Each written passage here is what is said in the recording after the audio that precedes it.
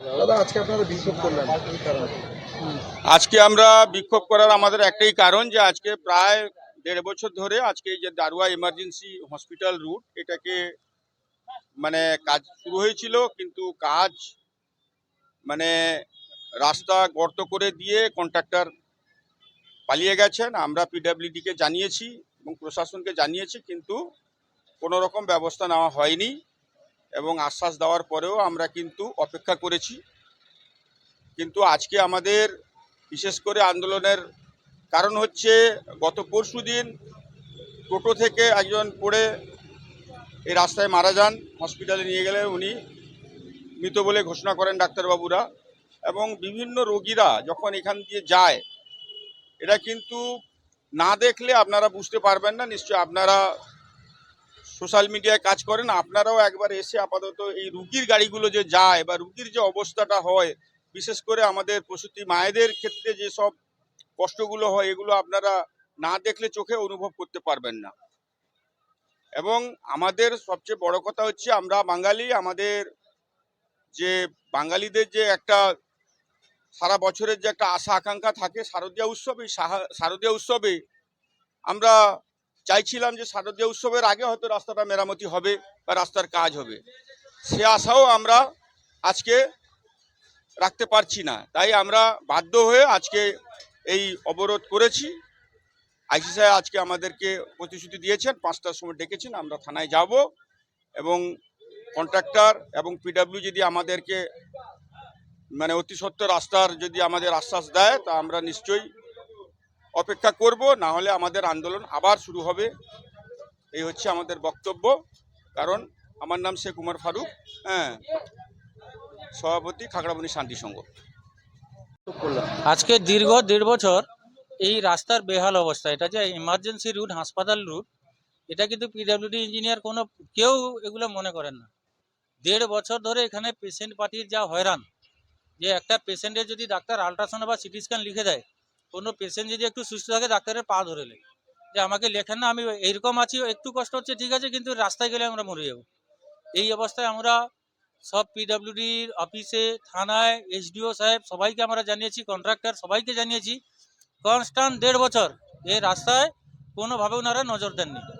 এর আগে আমাদের ঈদ গেল, গিয়ে বললাম, কোরবানি নামাজ গেল বললাম, মহরম গেল, মহরমের সময়ও বললো যে আমরা ক্যালভেটটা করে মোটামুটি করে দিচ্ছি, মহরমের পরে পরে মহরম থেকে 15 দিনের ভিতরে আমরা ব্লক বসে রাস্তা কমপ্লিট করে দেবো। আজ থেকে 1.5 বছর আগে এখনো চলছে, তার কন্ট্রাক্টরের আর দেখা নেই।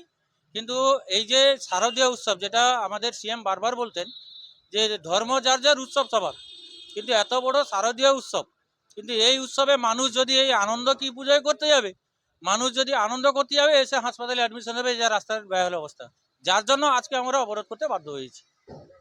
আমার নাম শেখ ইসবার, লোকাল বাসিন্দা। দিদি আপনি তো পার্শ্ববর্তী ওয়ার্ডের কাউন্সিলর, এবং এই যে দারুয়া মহকুমা হাসপাতাল রোড এটা অত্যন্ত গুরুত্বপূর্ণ রাস্তা।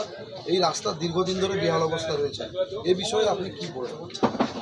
আমি পাশের ওয়ার্ডের কাউন্সিলর নয়, আমি কন্টাই মিউনিসিপ্যালিটির চেয়ারম্যান ইন কাউন্সিল। আমার একটা দায়িত্ব আছে, কাঁথিবাসীকে ভালো রাখা, ভালো রাখতে সাহায্য করা, এটা আমাদের দায়িত্বের মধ্যে বর্তায়। আমরা জনপ্রতিনিধি। এই রাস্তার যেভাবে বেহাল অবস্থা আমি গত কয়েক মাস ধরে দেখছি, এবং প্রত্যেক অফিসারের সঙ্গে টাইম টু টাইম কথা বলছি যে রাস্তাটা হচ্ছে না কেন, রাস্তাটা হচ্ছে না কেন। আমাকে বারংবার কথা দিচ্ছে এই হবে, ওই হবে, এই ডেটে হবে, সেই ডেটে হবে। হতে হতে যেই দেখছি যে পুজোর সময় সমস্ত অফিস ছুটি পড়ে যাচ্ছে, এবারে রাস্তাটাও তাও হচ্ছে না। যখন আমি এই কিছুদিন আগে দেখেছেন আমি বাইট দিয়েছি যে এই রাস্তায় প্রসূতি মাও একজন প্রসূতি এখানে প্রসব হয়ে গেছে, এই রাস্তার এমন অবস্থা। কন্ট্রাক্টরের কি অবস্থা জানি না, কন্ট্রাক্টরের নাম্বার দেয় না, কন্ট্রাক্টর নিজেও দেখা করে না, আসে না, কোনো কোপারেশন নেই। আমি ইঞ্জিনিয়ার সাহেবকে ফোন করলাম, পিডব্লিউডির ইঞ্জিনিয়ার সাহেবকে, তখন ইঞ্জিনিয়ার সাহেব বললেন দিদি আমি কালকে সকাল থেকে কাজ শুরু করে দেব। তো কালকে সকাল থেকে আমি যেদিন বলেছিলাম তার পরের দিন সকাল থেকে শুরু হয়েছে। তো শুরু হতে আমাকে এখানকার লোকজন ফোন করে বলে দিদি তুমি তো বলেছিলে রাস্তা হবে, কিন্তু রাস্তা হয়নি, এমনি তালি মারা চলছে রাস্তায়। তখন আমি উনাদেরকে বলেছিলাম যে তালিমারা যখন হচ্ছে ঠিক আছে পুজোটা বের করে দাও, এই কয়েকটা এতদিন কষ্ট করেছো এই আর পুজোটা তালি মেরে পার করে দাও। তারপরে এই রাস্তার কি হয়নি কেন, কেন হবে না, কি ব্যাপার, সেটা আমি কথা দিচ্ছি এখানকার মানুষের সঙ্গে আমি থাকবো, এখানে বসে আমি কথা দিচ্ছি। আমি কোনো পদ চেয়ার বুঝি না, আমি আমার গণতন্ত্র বুঝি। আমি বুঝি যে দিদি আমাদের সঙ্গে আছেন, মমতা ব্যানার্জি তিনি আমাদের সঙ্গে আছেন, আমি কাজ করতে পারবো না কেন? আমরা এখানে মানুষের সঙ্গে থাকবো, এই দাবি, এই প্রতিবাদকে আমি ধন্যবাদ জানাই। এই প্রতিবাদ সঠিক এবং এইরকম ভাবে প্রতিটা জায়গায় প্রতিবাদ হওয়া উচিত, মানুষের ন্যায্য অধিকার আদায় করে নেওয়া উচিত আমি মনে করি। অতএব আমি কথা দিয়ে যাচ্ছি, পুজোর পরে যদি রাস্তা ভালোভাবে না তৈরি হয়, রাস্তা আমার আগে যেমন রাস্তা ছিল ওইভাবে যদি ডবল লাইনের রাস্তা সুন্দর করে না হয়, তাহলে আমি কথা দিয়ে যাচ্ছি যে আমি রীনা দাস, আমি 2 নম্বরই কথা বলি না, আমি কথা দিয়ে যাচ্ছি এই কথার যোগ্য জবাব আমি সেদিন দেব। পুজোটা আপনারা পার করতে দিন শুধু, তারপরে আমি দেখে নেব কত বড় কে হয়েছে। দীর্ঘদিন আগে প্রায় স্থানীয়দের যে অভিযোগ প্রায় 1.5 বছর আগে রাস্তা শুরু হয়েছে, কিন্তু নিয়ম অনুযায়ী রাস্তা শুরু তার নির্দিষ্ট সময়ের মধ্যে একটা রাস্তার কাজ সমাপ্ত করতে হয়। সেটা হচ্ছে না কেন, কি মনে করছেন এর মধ্যে?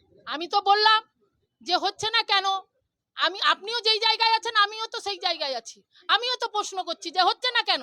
সেই হচ্ছে না কেন পুজোর পরে কেন হচ্ছে না তার উত্তর আপনারা আবার আসবেন, আমি দিব, তখন দেব।